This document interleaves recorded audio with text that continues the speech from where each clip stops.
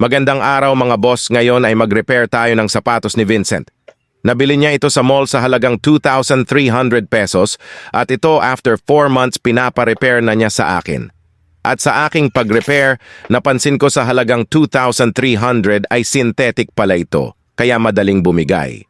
Pero syempre sayang naman kung itatapon niya na lang ito, kaya gawan natin ng paraan para maayos pa at mapakinabangan pa niya.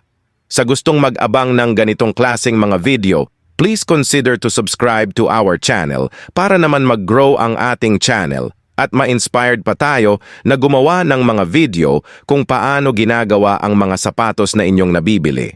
At kalaunan, pag natutunan nyo ang buong process ng paggawa ng sapatos, ay hindi na kayo ulit bibili pa ng sapatos mo o ng inyong mga anak. Dahil dito sa channel natin ay magtuturo tayo kung paano ginagawa ang inyong mga sapatos.